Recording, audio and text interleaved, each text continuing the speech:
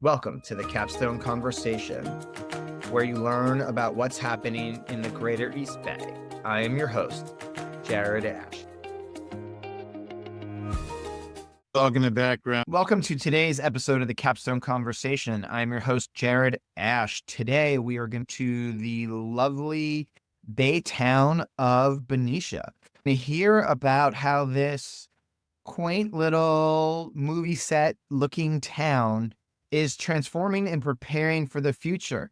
If you're not looking, the two guests just smile to that reference. Today, we are joined by City Manager Mario Giuliani and David Batchelor.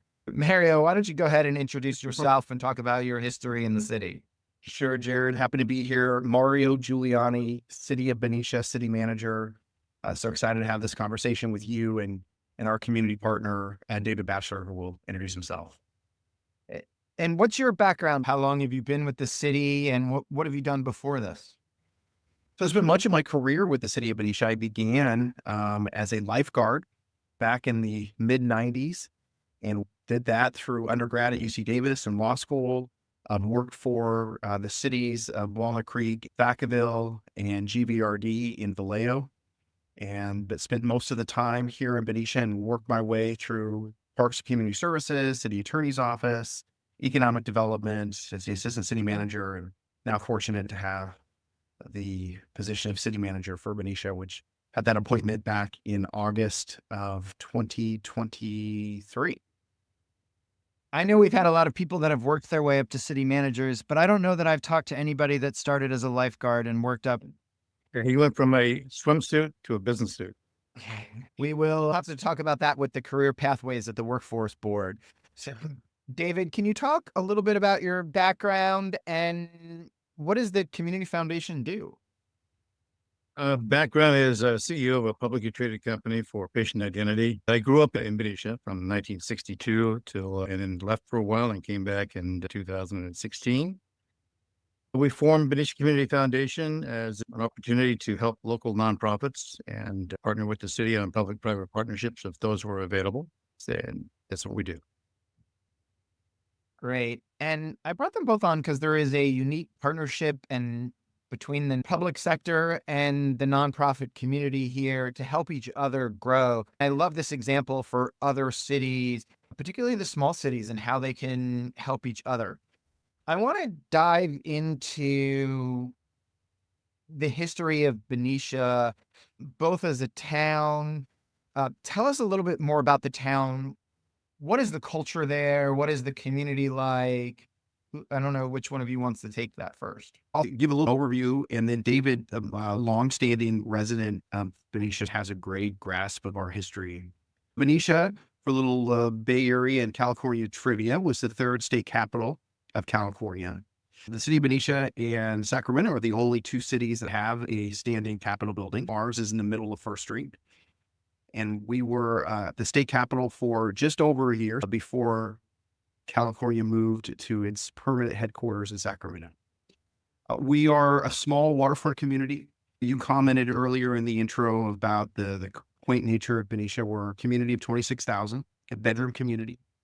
We are economically anchored by the Benicia Valero refinery. So 1968, Humble Oil constructed what is the newest refinery in all of the West Coast. And that was sold to Exxon. And then at the turn of the century, sold to Valero. They are obviously a large economic engine for our community.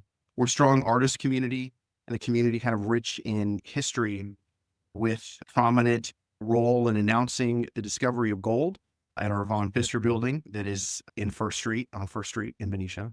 So Benicia has a great history in kind of the story of California and our role in the Bay Area and providing energy for much of California. David? When I came here, there was about 6,900 people. And when we saw someone new, it's like, who knows who they are? Because everybody knows everyone. Even to today, people will wave to you and pass you on if you know them or don't know them. It's always been a marine town, meaning that we've had the yacht club here for a number of years. We have the water life around us. We've got water surrounding us. So everyone kind of has a view from from one view or another. Lots of art galleries, but the history here, like Mario was saying, is deep, right down to the mythical tunnels that exist on First Street and at the clock tower area. All right, I got to ask about mythical tunnels.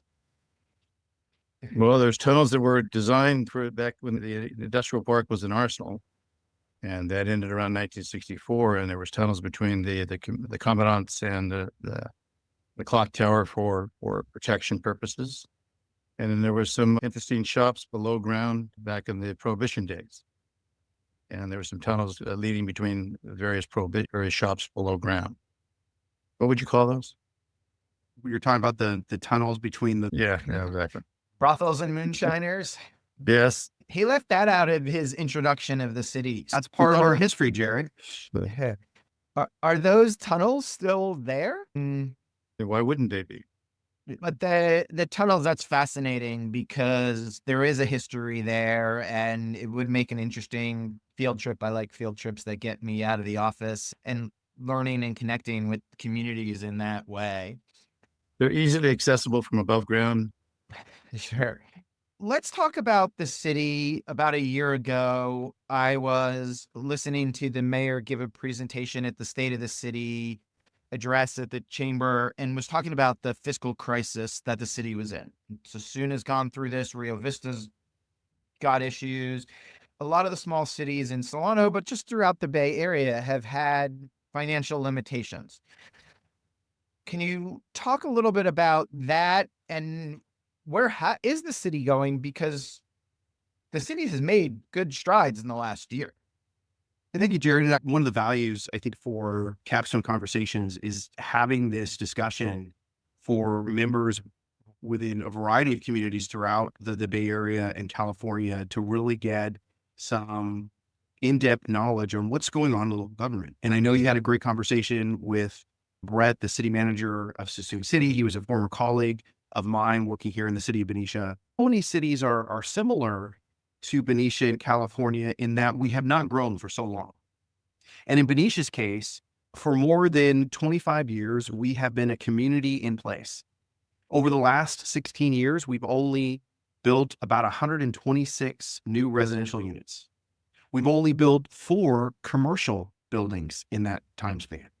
And so when a community isn't building new inventory, whether it's housing or commercial, you start declining in population. You get older, and that is what has occurred in Benicia. For a long period of time, we were artificially propping up services based in a time when we were growing, back in the 90s. And then we stopped growing. In order to maintain that level of service, you start to pull back in your investments in your infrastructure. And Benicia is no different than a lot of other communities around us. And you stop investing in your roads, you stop investing in your parks. You push out further the time when you would replace vehicles or HVAC units on roofs.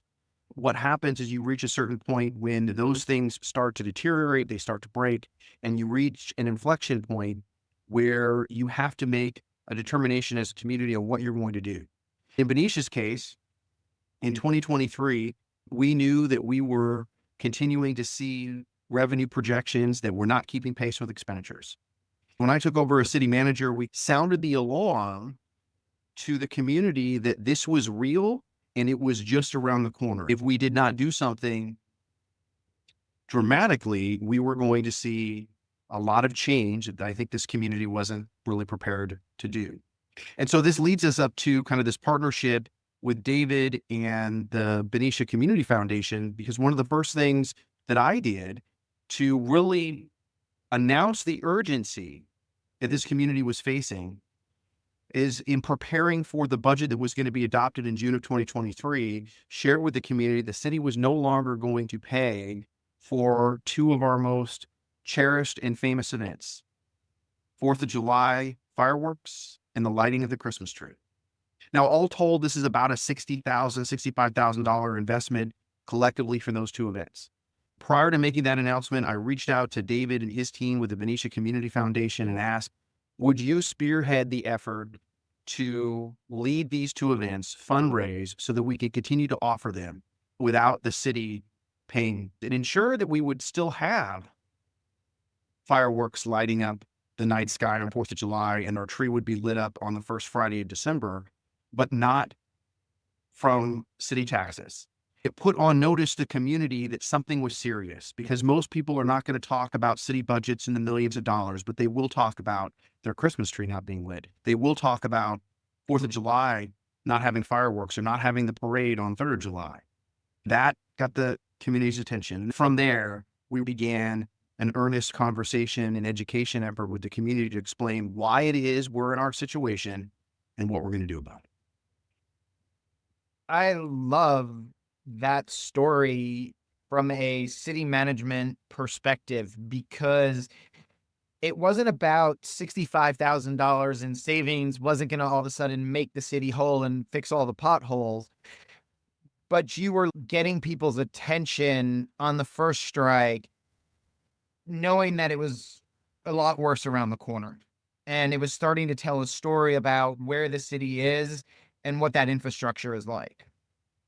What's important to know is that prior to canceling those two events, which we never canceled, but we said we're not going to fund, we reached out and found community partners. And David and his board and his team, rose up to that challenge and said, we're going to partner with various business entities, and we're going to have point of sale contributions to pay for fireworks, to pay for tree lighting.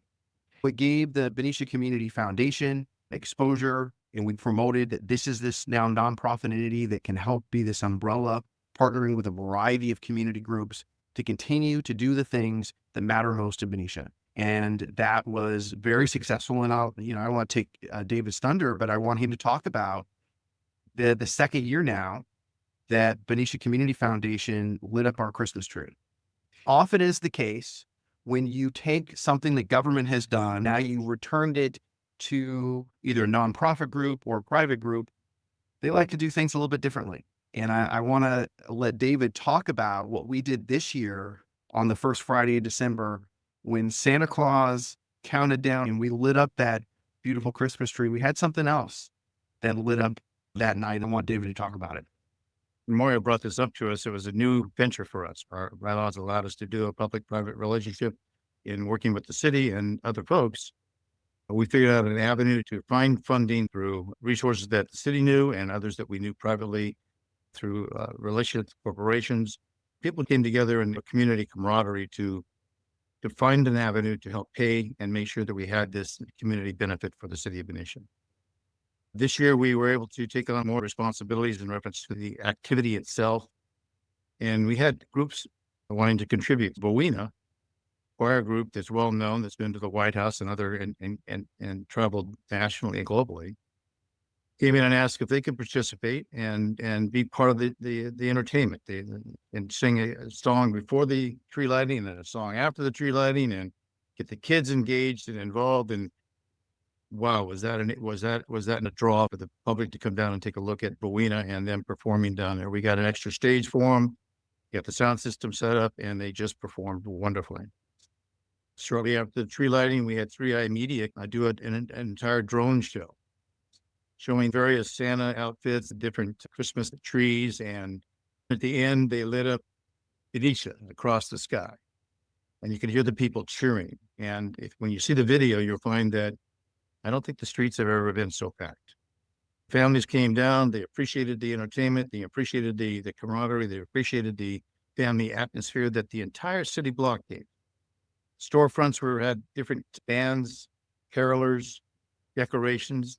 The lights were all lit up. It was just an amazing event. So working together with the city, having some creativity outside the normal city staff, and then having us assist with that turned out well for all of us.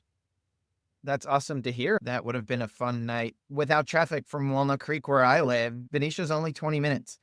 People don't realize, because we're always complaining about our traffic, but you can get to downtown San Francisco without traffic from Central Contra Costa in 35 to 40 minutes, the right time of day. Same thing. So Benicia's not so far away. And I just want to leave that in people's minds.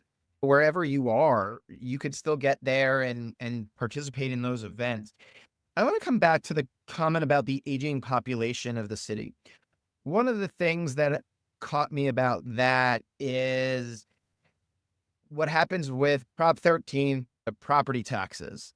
One of the things that struck me about Prop 13 with an aging population is if you don't have the housing turnover frequent, whether it's new purchases or just that turnover that gets the higher rate, it causes issues with revenue increases.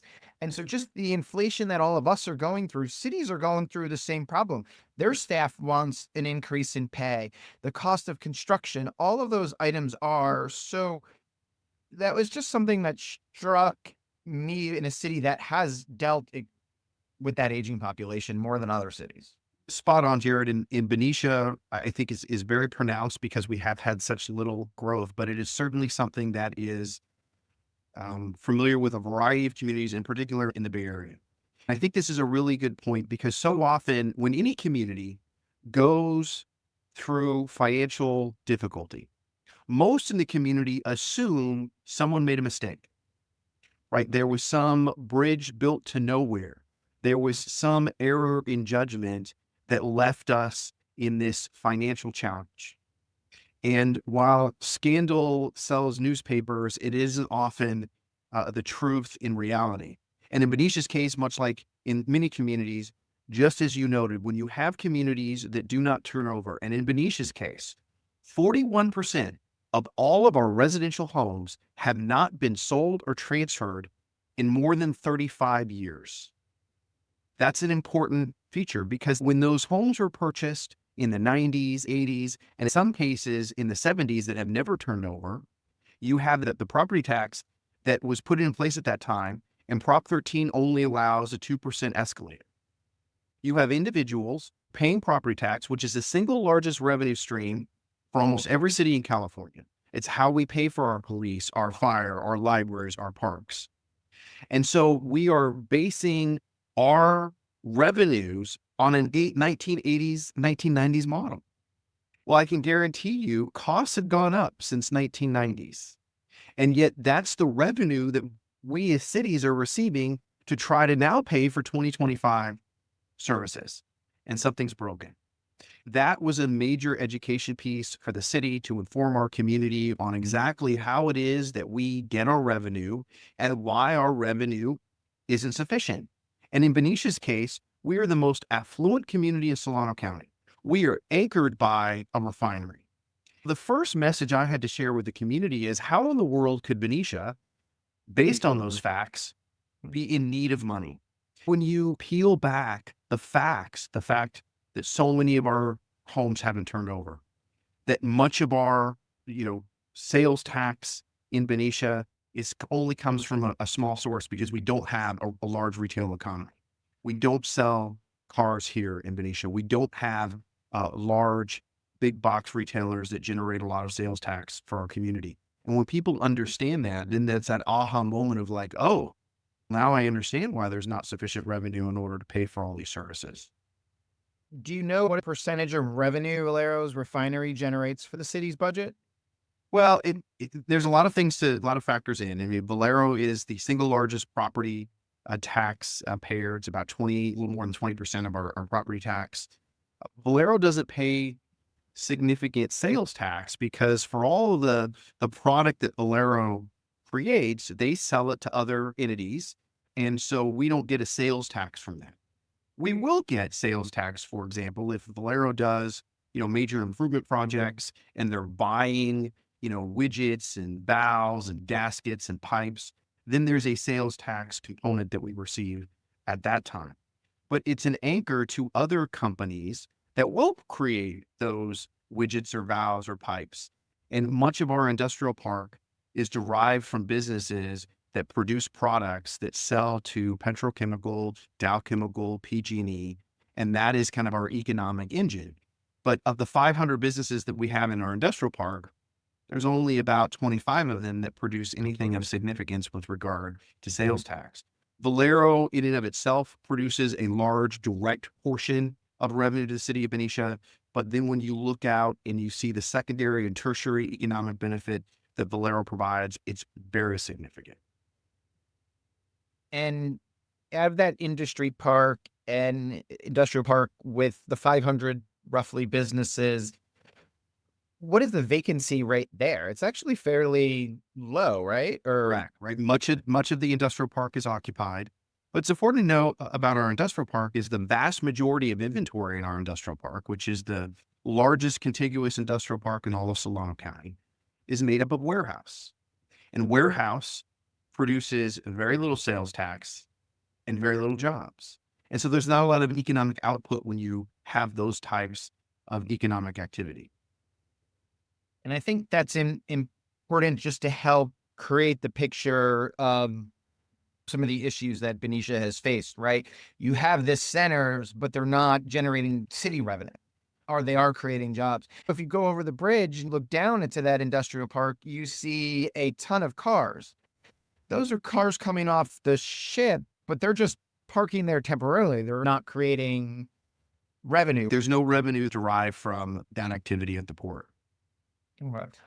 I want to pivot over to David now. David, talk about some of the other big initiatives the Community Foundation has taken on that have helped really supplement some of the work the city's doing and the community's benefiting. This includes your leadership on Measure F, a sales tax initiative to benefit the roads. Yeah, I can tee it up. And I think what's really important too is when your listeners, Jared, are listening to these conversations, I think it's really important. Well, how is it applicable to me?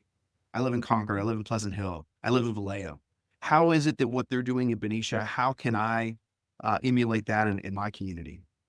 And you need only people that care and love and want to invest some time and resources. And you have that, you can do what we did here in Benicia. And David highlighted just a moment ago the Citizens Initiative to invest in our roads.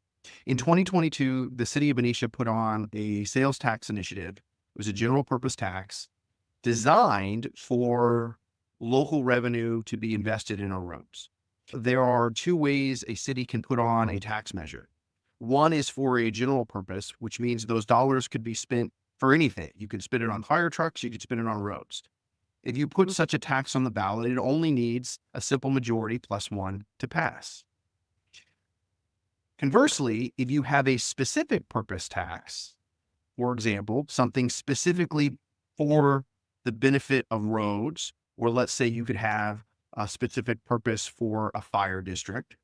Oddly enough, in California, you need a 2/3 vote in order to have that pass. It seems counterintuitive, but welcome to California. We knew in 2022 that we were not going to get 67% of the vote. We polled and it was about 60% of the vote. So we knew we would fall short, even though we wanted a tax for roads. We put forward a ballot. It was a general purpose, and it was called Measure R, or Benicia Roads and Infrastructure Measure. We were doing everything we could to walk that fine line to make it general purpose, but it was still for roads.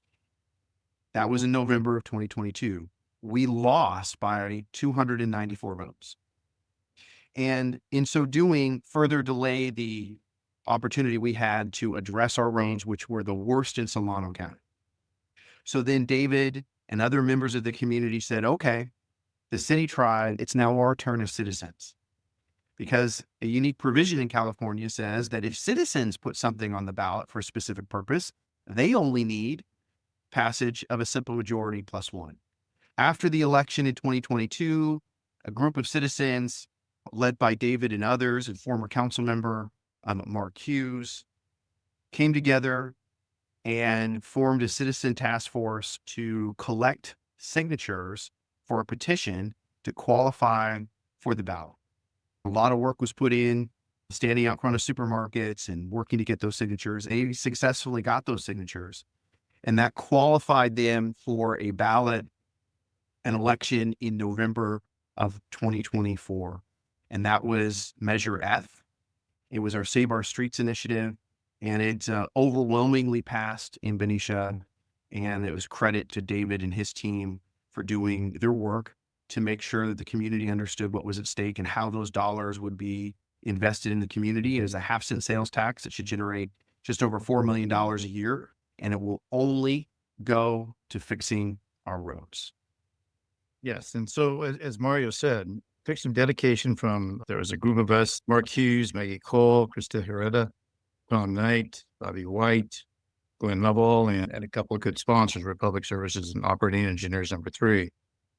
We really didn't know what we were doing when we started the process, but with the coaching of Mario and others, we were able to succeed, to sit in front of the Safeways and downtown on street corners and talk to individuals.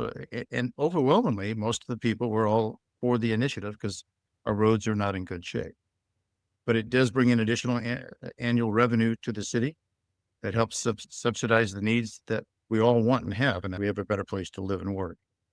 Thanks to Mario and his team to come up with the idea and for us to initiate it. It was truly a public-private relationship. I think that's great. And I've led volunteer-only school petitions for voter initiatives, and I've led paid signature gathering operations. And there is nothing like when you have a city, its elected officials, its staff, rowing in the same direction with that private entity. It really does that public-private partnership to move the whole city forward.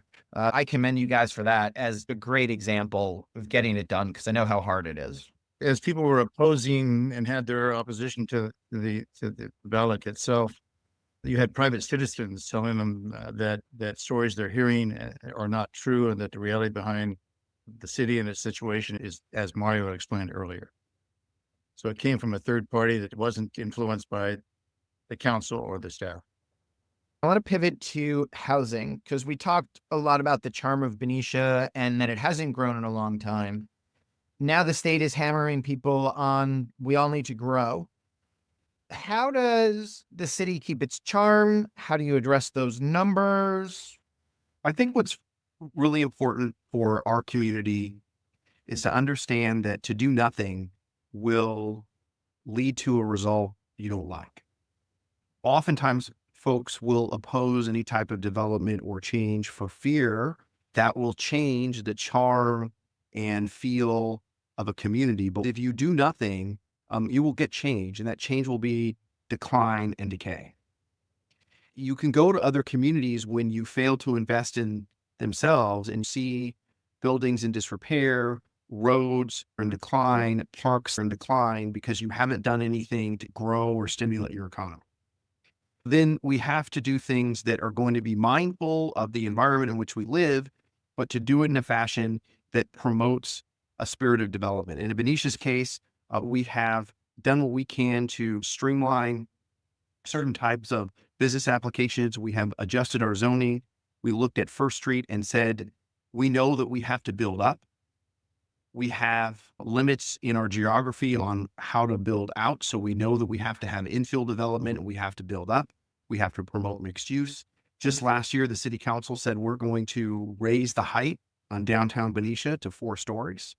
We're going to remove a lot of obstacles that previous businesses and homeowners had to do in our historic district so that we didn't have to go through multiple stages of review that cost time and money for applicants. There's expedited review for certain aspects for paint, windows, putting on the simple things of but simple things like making improvements that used to go through multiple layers of review in Benicia are now streamlined. Those are some of the things that the city of Benicia has control over. And the state of California certainly has taken a lot of local control away, forcing housing in areas that it wasn't previously zoned. And Benicia is doing its part to rezone a variety of properties to kind of allow for both commercial and residential.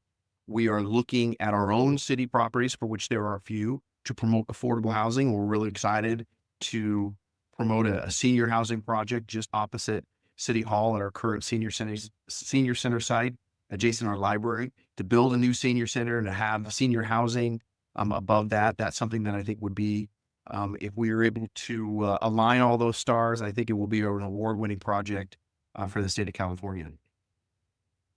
I love that example, and David and I have talked about that a lot. It goes to a public-private partnership. The city's trying to look at, hey, we want to spur senior housing, senior condos. We need to redo our senior center. And they're going out there with the private sector, and they're looking to partner in a way that becomes a win-win for multiple parties in that situation. Absolutely. Benicia has been thought of as a retirement destination. People who want to stay in the Bay Area, but move away from the core, cash out of some of the expensive houses in Silicon Valley. What can you share about that as a thought, or is that happening or not? Well, it's certainly a reality for many of our current residents. When you visit a variety of our activities, you're going to see an aging population. Much of our housing stock hasn't sold in more than 35 years. We have a lot of folks that moved into Benicia in the 70s, 80s, and 90s, and they didn't leave. And why would you? It is an amazing, beautiful place on the waterfront. We are in the center of California's mega region between Sacramento and San Francisco. Napa Valley is our backyard. We have Sassoon Valley that is 15 minutes away. Benicia is very much the gem of the Bay Area. Why would you want to leave? And for those that are in the area and want to retire, it's certainly an inviting location. And that's an aspect of our community that we want to be open to. But we also need to be open to new families coming in that are younger in the workforce and economy. We need to have families come in that are going to populate our schools. And so that you have that economic church. We need to be both. We need to be this inviting place for people to retire, but also do it in a fashion where you're going to have younger families. We're promoting accessory dwelling units so that you can see generational swaps where you have mothers and fathers that have a 4 or 5 bedroom home. What do? You build an ADU and mom and dad go into those ADUs, and now you have the 4 or 5 bedroom home for the family with 2 kids. And you're seeing that happen in Benicia, and we're certainly trying to promote that. And that's happening throughout Solano County and Contra Costa County. Jared, you may have read in 2004, the LA Times named Benicia number 3 best place to retire in California. Of its miles of trails and parks, year-round food festivals and live music, and it's a way of living here.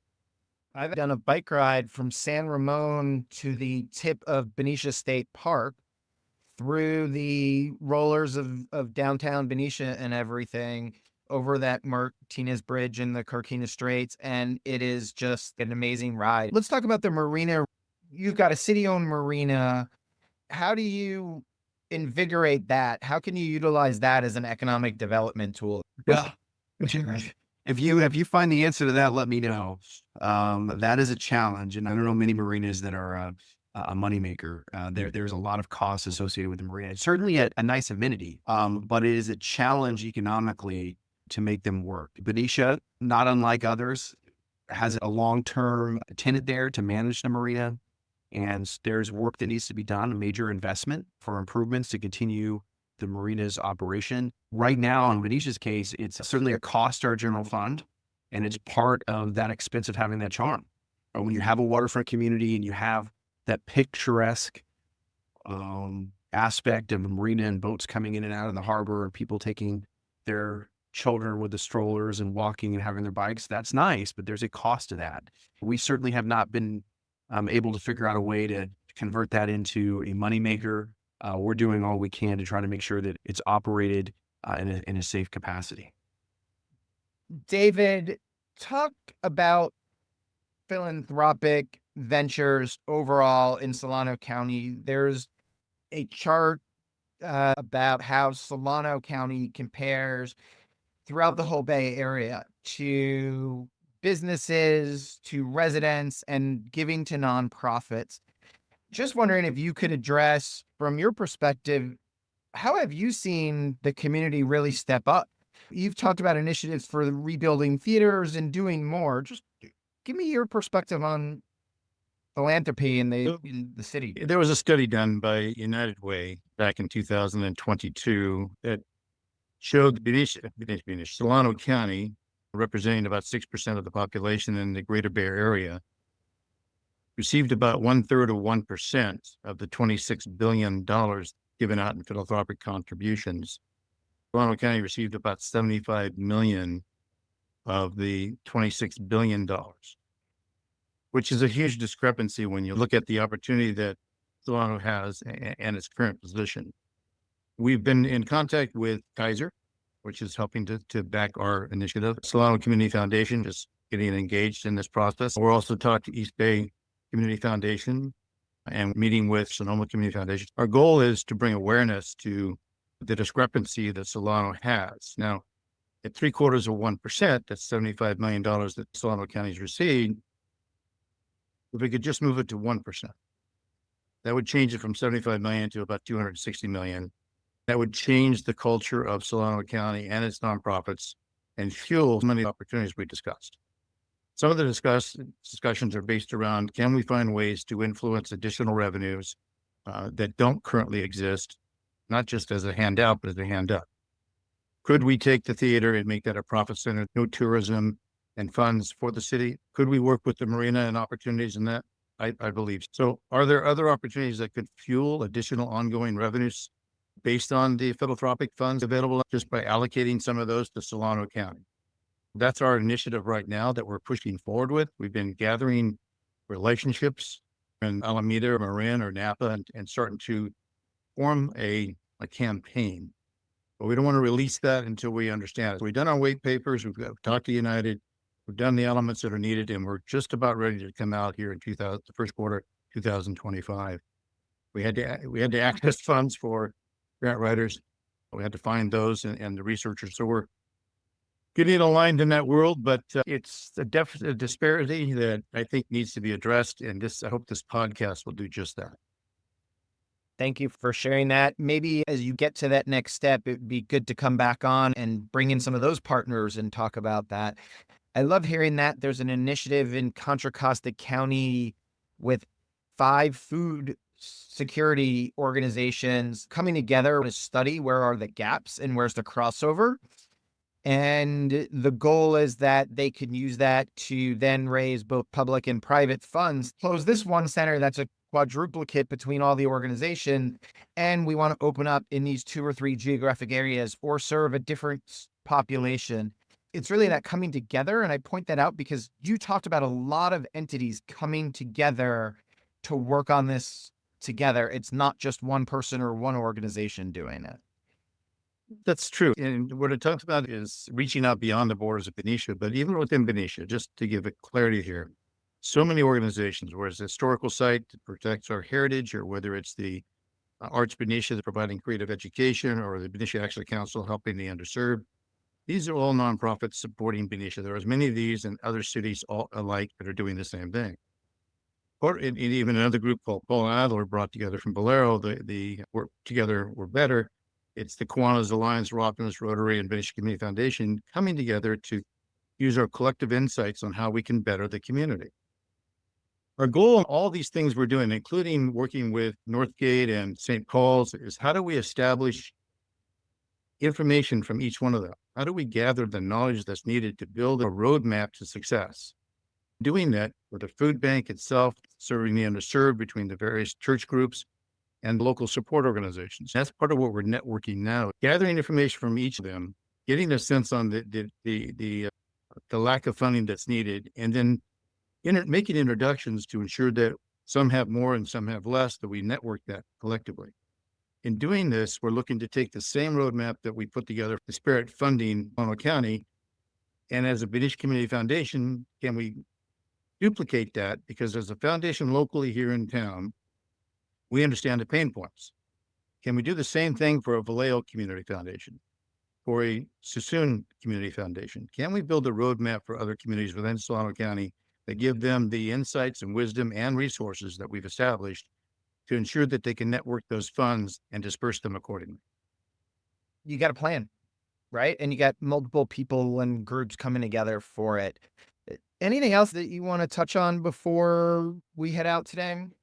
I want to offer an optimistic message for the citizens of Benicia. Over the last year and a half, when we were providing the State of the City address, we were putting forward a fork in the road. That was the theme of my State of the City message. And it really highlighted, where we were going to go as a community. We could choose to invest in ourselves, and the theme of believe in Benicia. We needed to believe in ourselves, invest in ourselves to secure the community we wanted to protect. We could go down a path where you would see a decline and a pulling back of this community and the services that we provide and the amenities that we've had. We will have had our best day, and we will be in a community of decline. And so Benicia had the quite unusual step of putting 5 ballot measures on in a calendar year. And this community invested in itself by supporting 3 separate tax initiatives. We got special legislation done in the state of California that could allow the roads measure that we talked about earlier. We really set the standard in the primary in March of all the tax measures put on the ballot in California. The citizens of Benicia set the high standard with a passage rate of over 72%. Nowhere else in the state of California got anywhere near that, because this community believed in itself. In a year's time, we reversed a trend that we were going to have fewer police, fewer firefighters, closing down our pool, closing down our library, and we reversed that trend. But there's still work ahead.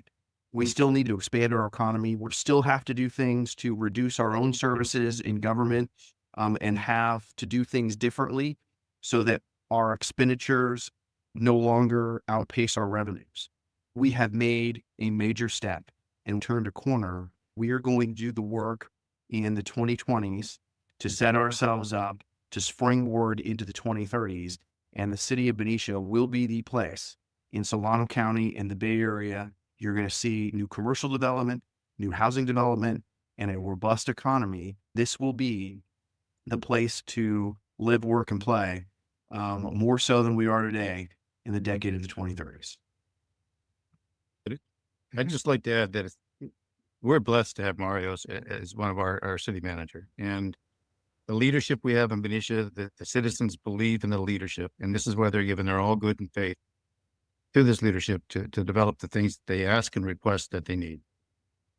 All from a lifeguard. All from the lifeguard.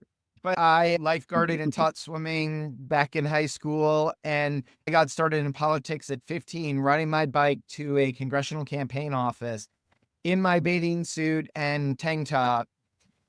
I appreciate you being here from the city of Benicia. Thank you, gentlemen. Thank you, Jared. Have a great day. Thank you, Mario. Wait, don't leave yet. Hit subscribe. Make sure you get the weekly updates. We have a new episode every Wednesday for stuff happening in the East Bay. In the meantime, follow me on LinkedIn, Jared Asch, or check out our firm where we have a weekly newsletter and blog at Capstone Government Affairs on LinkedIn. Thanks for joining us today on the Capstone Conversation.